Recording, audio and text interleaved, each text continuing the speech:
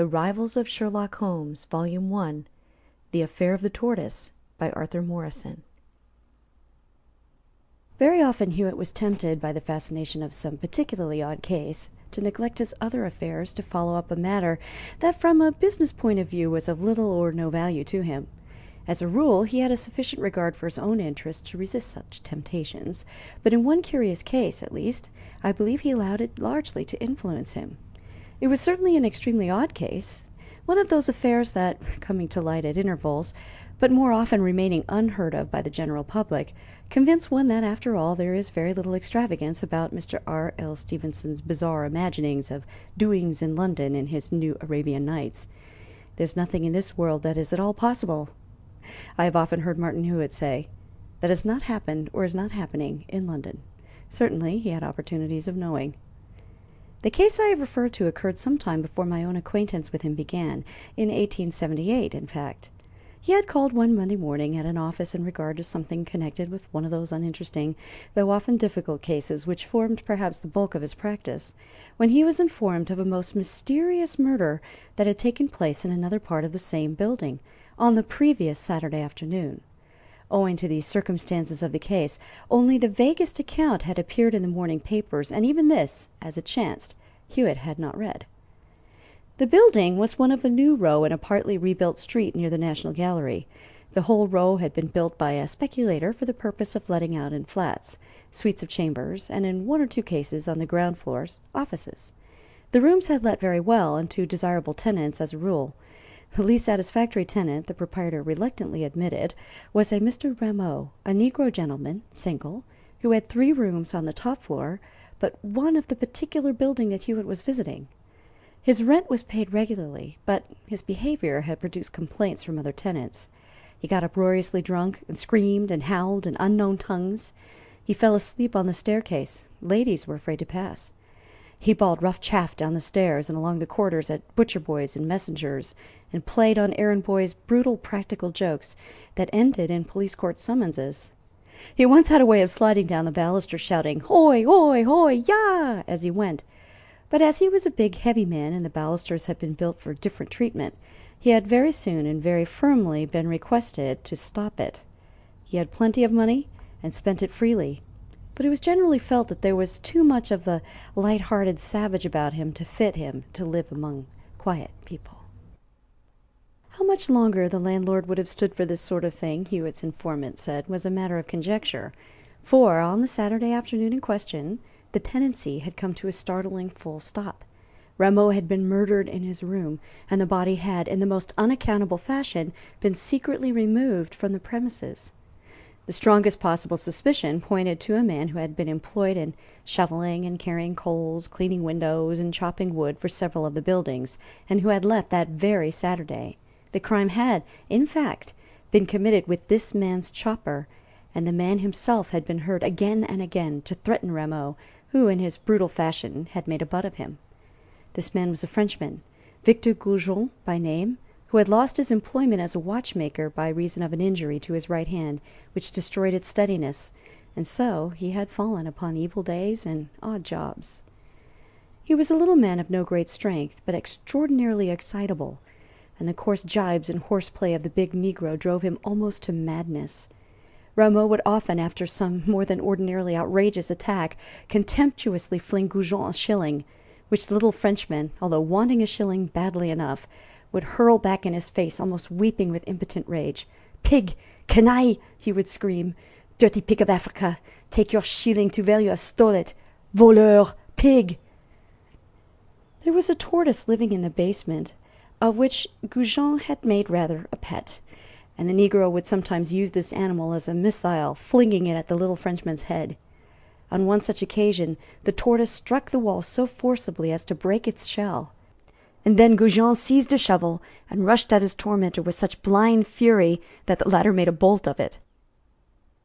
These were but a few of the passages between Rameau and the fuel porter, but they illustrate the state of feeling between them. Goujon, after correspondence with a relative in France who offered him work, gave notice to leave, which expired on the day of the crime. At about 3 that afternoon, a housemaid, proceeding toward Rameau's rooms, met Goujon as he was going away. Goujon bade her good-bye, and pointing in the direction of Rameau's room, said exultantly, "There shall be no more of the black pig for me. With him have I done for. Zut! I mock me of him. He will never tracasser me no more." And he went away. The girl went to the outer door of Rameau's rooms, knocked, and got no reply. Concluding that the tenant was out, she was about to use her keys when she found that the door was unlocked. She passed through the lobby and into the sitting room, and there fell in a dead faint at the sight that met her eyes. Rameau lay with his back across the sofa and his head drooping within an inch of the ground. On the head was a fearful gash, and below it was a pool of blood. The girl must have laid unconscious for about 10 minutes. When she came to her senses, she dragged herself terrified from the room and up to the housekeeper's apartments, where, being an excitable, nervous creature, she only screamed, "Murder!" and immediately fell in a fit of hysterics that lasted 3/4 of an hour. When at last she came to herself, she told her story, and the hall porter having been summoned, Rameau's rooms were once again approached. The blood still lay on the floor, and the chopper, with which the crime had evidently been committed, rested against the fender. But the body had vanished. A search was at once made, but no trace of it could be seen anywhere. It seemed impossible that it could have been carried out of the building, for the hall porter must at once have noticed anybody leaving with so bulky a burden. Still, in the building it was not to be found. When Hewitt was informed of these things on Monday, the police were, of course, still in possession of Rameau's rooms. Inspector Netting, Hewitt was told, was in charge of the case, and as the inspector was an acquaintance of his, and was then in the room upstairs, Hewitt went up to see him. Nettings was pleased to see Hewitt and invited him to look around the rooms. "Well, perhaps you can spot something we've overlooked," he said, "though it's not a case there can be much doubt about." "You think it's Goujon, don't you?" "Think? Well, rather. Look here. As soon as we got here on Saturday, we found this piece of paper and pin on the floor. We showed it to the housemaid, and then she remembered, and she was too much upset to think of it before, that when she was in the room, the paper was laying on the dead man's chest, pinned there, evidently. It must have dropped off when they removed the body. It's a case of half-mad revenge on Goujon's part, plainly. See it. You read French, don't you?" The paper was a plain, large half-sheet of notepaper, on which a sentence in French was scrawled in red ink in a large, clumsy hand, thus: "Puni par un vengeur de la tortue." "Puni par un vengeur de la tortue," Hewitt replied musingly. "Punished by an avenger of the tortoise? That seems odd." "Well, rather odd. But you understand the reference, of course. Have they told you about Rameau's treatment of Goujon's pet tortoise?" "I think it was mentioned among his other pranks, but this is an extreme revenge for a thing of that sort, and a queer way of announcing it." "Oh, he's mad. Mad with Rameau's continual ragging and baiting," Nettings answered.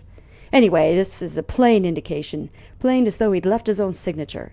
Besides, it's in his own language, French, and there's his chopper, too." "Speaking of signatures," Hewitt remarked, "perhaps you have already compared this with other specimens of Goujon's writing?" "Well, I did think of it, but they don't seem to have a specimen to hand, and anyway, it doesn't seem very important. There's 'Avenger of the Tortoise' plain enough in the man's own language, and that tells everything. Besides, handwritings are easily disguised." "Have you got Goujon?" "Well, no, we haven't. There seems to be some little difficulty about that, but I expect to have him by this time tomorrow. Here comes Mr. Styles, the landlord." Mr. Styles was a thin, querulous, and withered-looking little man, who twitched his eyebrows as he spoke, and spoke in short, jerky phrases. "No news, eh, Inspector, eh? Eh? Found out nothing else, eh? Terrible thing for my property, terrible. Who's your friend?" Nettings introduced Hewitt. "Shocking thing this, eh, Mr. Hewitt, terrible. Comes of having anything to do with these bloodthirsty foreigners, eh? New buildings and all, character ruined. No one to come live here now, eh? Tenants, noisy niggers, murdered by my own servant, terrible. You formed any opinion, eh?" "I dare say I might if I went into the case." Yes, same opinion as Inspector's, eh? I mean, an opinion of your own." The old man scrutinized Hewitt's face sharply. "Oh, if you'd like me to look into the matter," Hewitt began. "Eh? Oh, look into it? Well, I can't commission you, you know, matter for the police. Mr. Stun, police doing very well, I think. Must be Goujon. But look about the place, certainly, if you like. If you see anything likely to serve my interest, tell me, and perhaps I'll employ you, eh? Eh? Good afternoon." The landlord vanished, and the inspector laughed. "Likes to see what he's buying, does Mr. Styles," he said. Hewitt's first impulse was to walk out of the place at once. But his interest in the case had been roused, and he determined, at any rate, to examine the rooms, and this he did very minutely. By the side of the lobby was a bathroom, and in this was fitted a tip-up wash-basin, which Hewitt inspected with particular attention. Then he called the housekeeper and made inquiries about Rameau's clothes and linen. The housekeeper could give no idea of how many overcoats or how much linen he had had. He had all the negro's love of display, and was continually buying new clothes, which, indeed, were lying, hanging, littering, and choking up the bedroom in all directions. The housekeeper, however, on Hewitt's inquiring after such a garment in particular, did remember one heavy black ulster, which Rameau had very rarely worn, only in the coldest weather.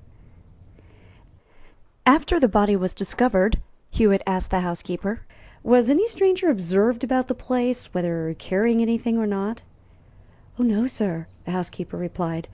"There's been particular inquiries about that. Of course, after we knew what was wrong and the body was gone, nobody was seen, or he'd have been stopped. But the hall porter says he's certain no stranger came or went for half an hour or more before that, the time about when the housemaid saw the body and fainted." At this moment a clerk from the landlord's office arrived and handed Nettings a paper. "Here you are," said Nettings to Hewitt. "They've found a specimen of Goujon's handwriting at last, if you'd like to see it. I don't want it. I'm not a graphologist, and the case is clear enough for me anyway." Hewitt took the paper. This, he said, is a different sort of handwriting from that on the paper.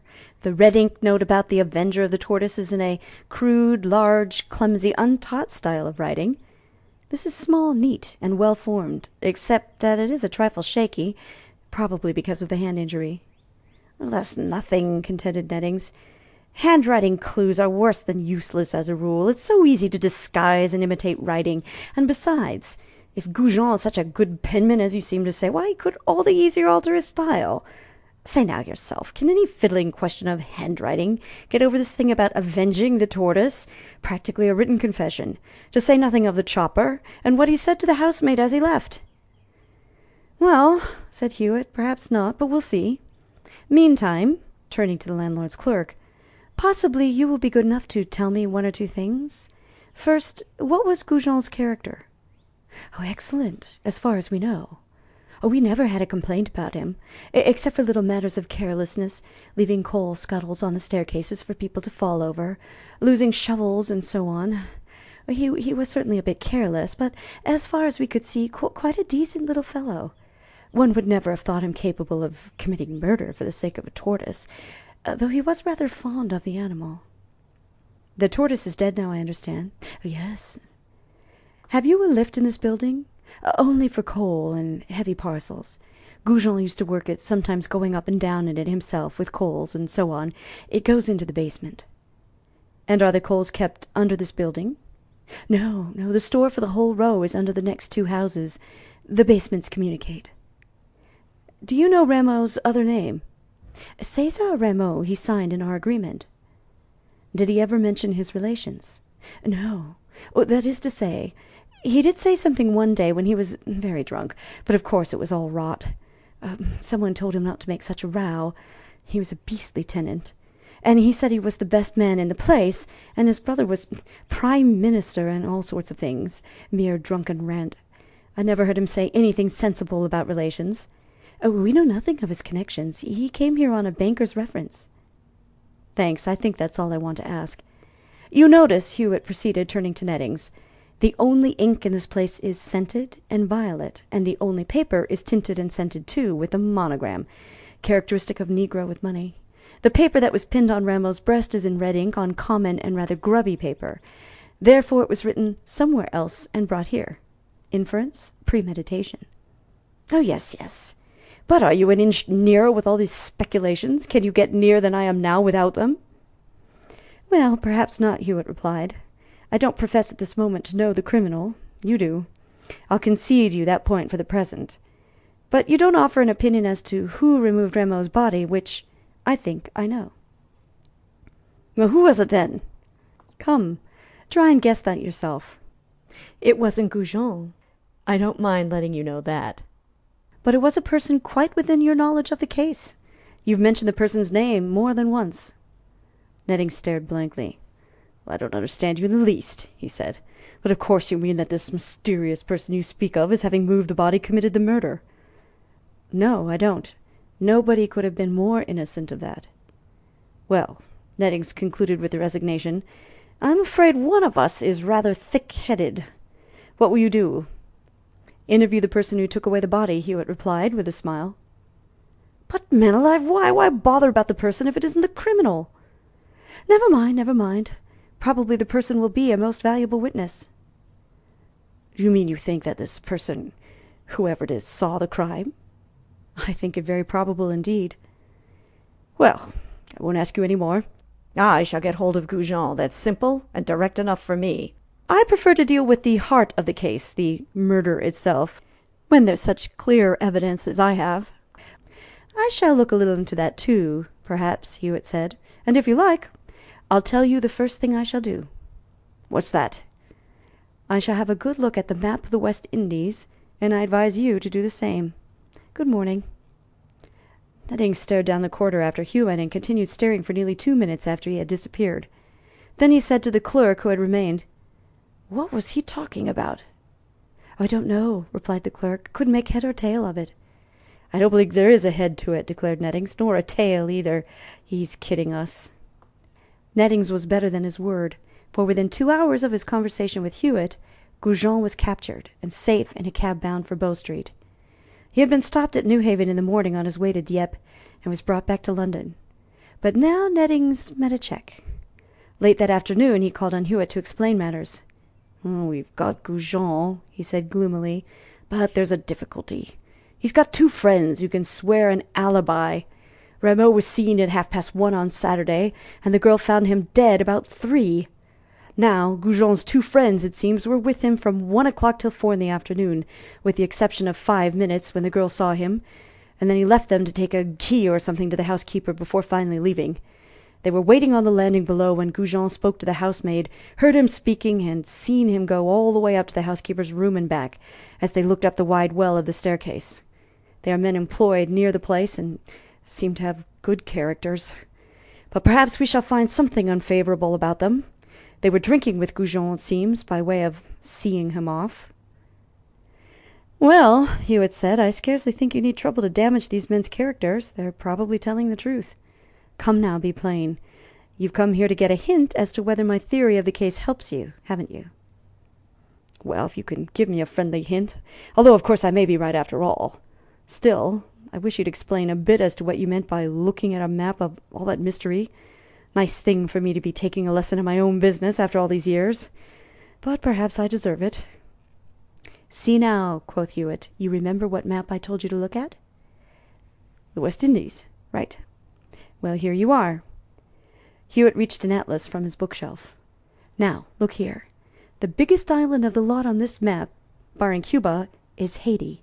You know as well as I do that the western part of that island is peopled by the Black Republic of Haiti, and that the country is in a degenerate state of almost unexampled savagery, with a ridiculous show of civilization. There are revolutions all the time. The South American republics are peaceful and prosperous compared to Haiti. The state of the country is simply awful. Read Sir Spencer St. John's book on it. President after president of the vilest sort forces his way to power and commits the most horrible and bloodthirsty excesses, murdering his opponents by the 100 and seizing their property for himself and his satellites, who are usually as bad, if not worse, than the president himself. Whole families, men, women, and children, are murdered at the instance of these ruffians, and as a consequence the most deadly feuds spring up, and the presidents and their followers are always themselves in danger of reprisals from others. Perhaps the very worst of these presidents in recent times has been the notorious Domingue, who was overthrown by an insurrection, as they all are, sooner or later, and compelled to fly the country. Domingue and his nephews, one of whom was chief minister, while in power, committed the cruelest bloodshed, and many members of the opposite party sought refuge in a small island lying just to the north of Haiti, but were sought out there and almost exterminated. Now, I will show you that island on the map. What's its name? Tortuga? It is. Tortuga, however, is only the old Spanish name. The Haitians speak French, Creole French. Here is a French atlas. Now, see the name of that island.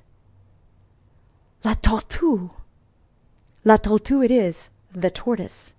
Tortuga means the same thing in Spanish, but that island is always spoken of in Haiti as La Tortue. Now do you see the drift of that paper pinned to Rameau's breast? Punished by an avenger of or from the tortoise or La Tortue, clear enough.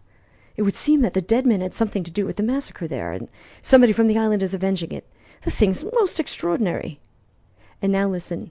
The name of Domingue's nephew, who was chief minister, was Septimus Rameau.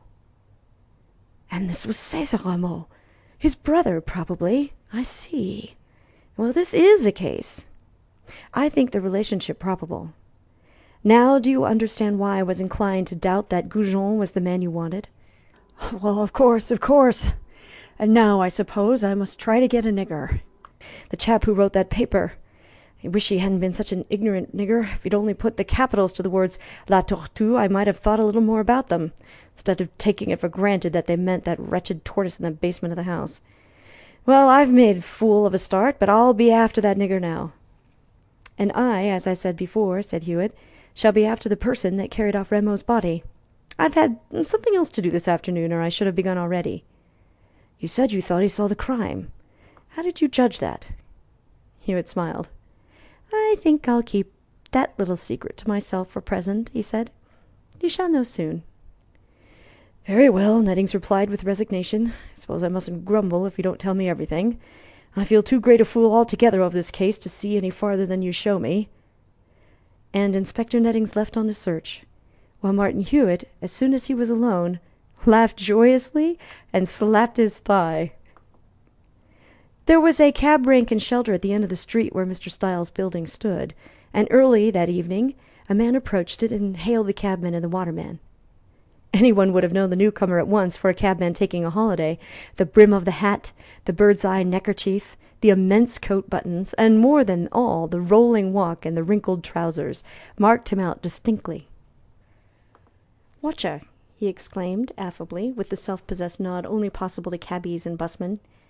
"I'm looking for a bilker. I'm told one of the blokes off this rank carried him last Saturday, and I want to know where he went. I ain't had a chance of getting his address yet. Took a cab just as it got dark, I'm told. Tallish chap, muffled up a lot, in a long black overcoat. Any of you seen him?" The cabbies looked at one another and shook their heads. It chanced that none of them had been on that particular rank at the time. But the waterman said, "Oh, Don, I bet he's the bloke what old Bill Stammers took. Yorkie was first on the rank, but the bloke wouldn't have had an hansom. Wanted four-wheeler, so Bill took him. Biggish chap in a long black coat, collar up and muffler thick. Soft, wide-awake hat, pulled over his eyes, and he was hurry, too, jumped in sharp as a weasel." "Didn't see his face, did ye?" "No, not an inch of it, too much muffled. Couldn't tell if he had a face." "Was his arm in a sling?" "Aye, it looked so. Had it stuffed through the breast of his coat, like as though there might be a sling inside." "That's him. Any of you tell me where I might run across old Bill Stammers? He'd tell me where my precious bilker went to." As to this, there was plenty of information, and in 5 minutes Martin Hewitt, who had become an unoccupied cabman for the occasion, was on his way to find old Bill Stammers. That respectable old man gave him full particulars as to the place in the East End where he had driven his muffled fare on Saturday, and Hewitt then began an 18 or 20 hours search beyond Whitechapel. At about 3 on Tuesday afternoon, as Nettings was in the act of leaving Bow Street Police Station, Hewitt drove up in a four-wheeler. Some prisoner appeared to be crouching low in the vehicle, but, leaving him to take care of himself, Hewitt hurried into the station and shook Nettings by the hand. "Well," he said, "have you got the murder of Rameau yet?" "No," Nettings growled, "unless, well, Goujon's under remand still, and after all, I've been thinking that, he may know something." "Pooh, nonsense," Hewitt answered. "You'd better let him go. Now, I have got somebody. Hewitt laughed and slapped the inspector's shoulder. "I've got the man who carried Rameau's body away." "The deuce you have! Where? Bring him in. We must have him." "All right. Don't be in a hurry. He won't bolt." And Hewitt stepped out to the cab and produced his prisoner, who, pulling his hat farther over his eyes, hurried furtively into the station. One hand was stowed in the breast of his long coat, and below the wide brim of his hat a small piece of white bandage could be seen. And as he lifted his face, it was seen to be that of a negro. "Inspector Nettings," Hewitt said ceremoniously, "allow me to introduce Mr. César Rameau." Nettings gasped. "What?" he at length ejaculated. "What? You're Rameau?" The negro looked around nervously and shrank farther from the door. "Yes," he said, "but please not so loud. Please not loud. They may be near, and I'm afraid." "You will certify, will you not," asked Hewitt with malicious glee, "not only that you were not murdered last Saturday by Victor Goujon, but that, in fact, you were not murdered at all? Also that you carried your own body away in the usual fashion on your own legs?" "Yes, yes," responded Rameau, looking haggardly about. "But is not this room public? I should not be seen." "Nonsense," replied Hewitt rather testily. "You exaggerate your danger and your own importance, and your enemy's abilities as well. You're safe enough." "I suppose, then," Nettings remarked slowly, like a man on whose mind something vast was beginning to dawn, "I suppose why, hang it, you must have just got up while that fool of a girl was screaming and fainting upstairs and walked out. They say there's nothing so hard as a nigger skull, and yours has certainly made a fool of me. But then somebody must have chopped you over the head. Who was it?" "My enemies. My great enemies. Enemies politique. I am a great man." This with a faint revival of vanity amid his fear.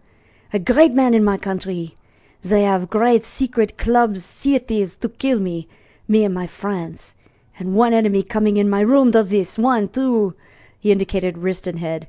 "With a chopper." Rameau made the case plain to Nettings, so far as the actual circumstances of the assault on himself were concerned. A negro whom he had noticed near the place more than once during the previous day or two had attacked him suddenly in his rooms, dealing him 2 savage blows with a chopper. The first he had caught on his wrist, which was seriously damaged, as well as excruciatingly painful. But the second had taken effect on his head.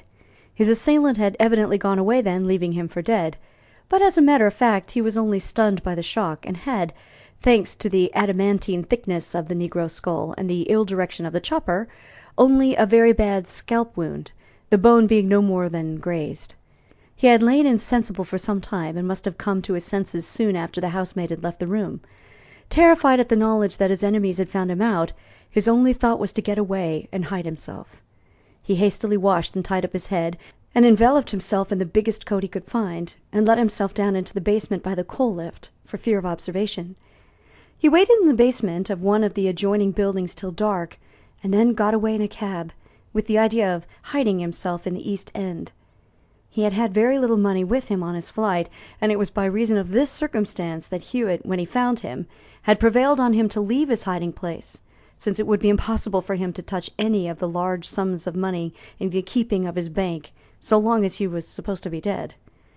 With much difficulty and the promise of ample police protection, he was at last convinced that it would be safe to declare himself and get his property, and then run away and hide wherever he pleased.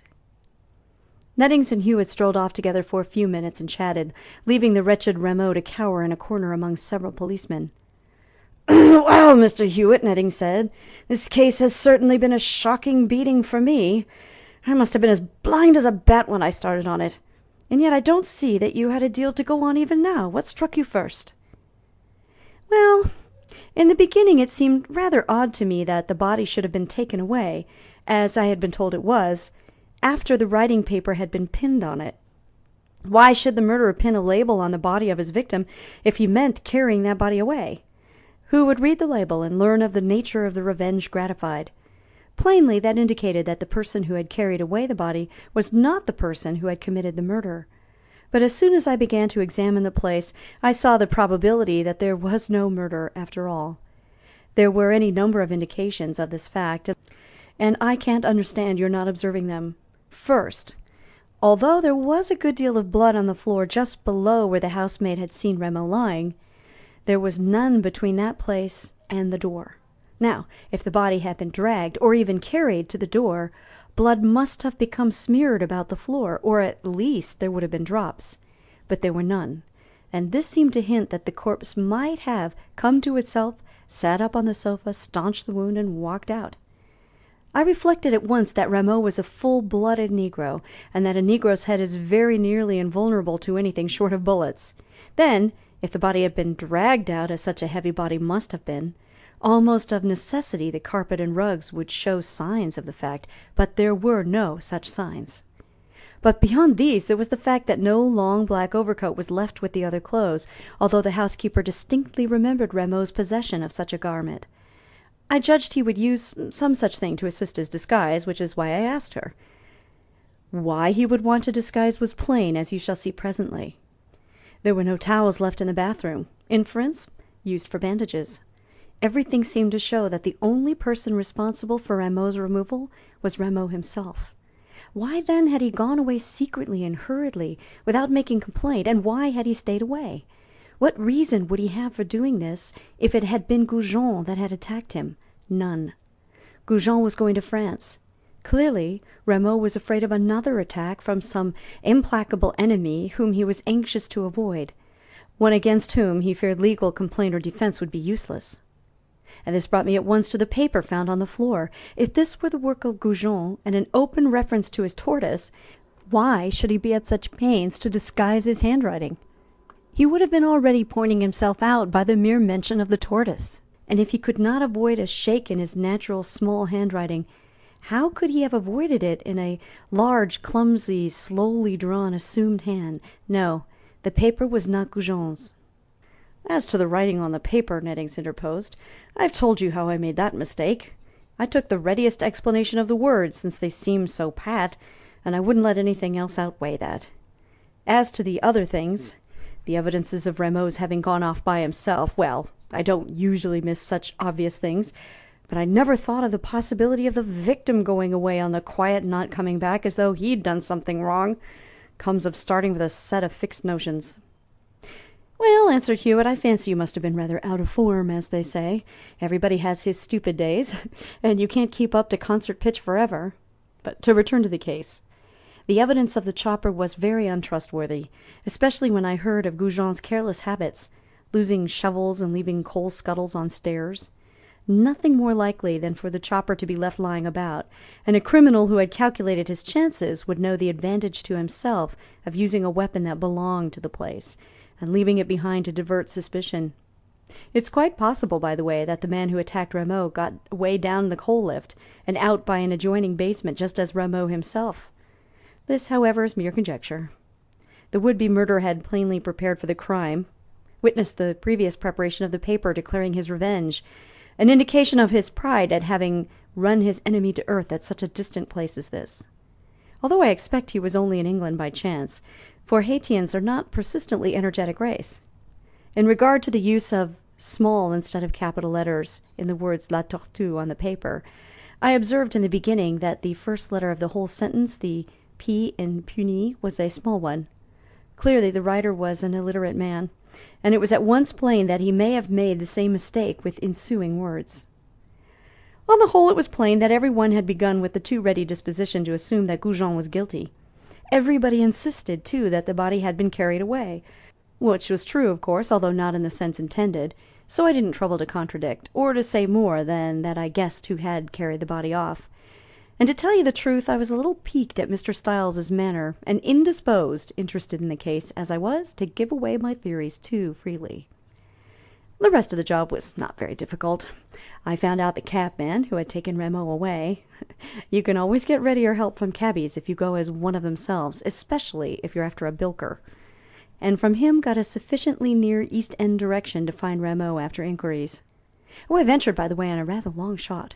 I described my man to the cabman as having an injured arm or wrist, and it turned out a correct guess. You see, a man making an attack with a chopper is pretty certain to make more than a single blow, and as there appeared to have been only a single wound on the head, it seemed probable that another had fallen somewhere else, almost certainly on the arm, as it would be raised to defend the head. At Limehouse I found he had had his head and wrist attended to at a local medico's, and a big nigger in a fright, with a long black coat, a broken head, and a lame hand, is not so difficult to find in a small area. How I persuaded him up here you know already. I think I frightened him a little, too, by explaining how easily I had tracked him, and giving him a hint that others might do the same. He's in a great funk. He seems to have quite lost faith in England as a safe asylum. The police failed to catch Rameau's assistant, chiefly because Rameau could not be got to give a proper description of him, nor to do anything except get out of the country in a hurry. In truth, he was glad to be quit of the matter with nothing worse than his broken head. Little Goujon made a wild storm about his arrest, and before he did go to France, managed to extract £20 from Rameau by way of compensation, in spite of the absence of any strictly legal claim against his old tormentor. So that, on the whole, Goujon was about the only person who derived any particular profit from the tortoise mystery.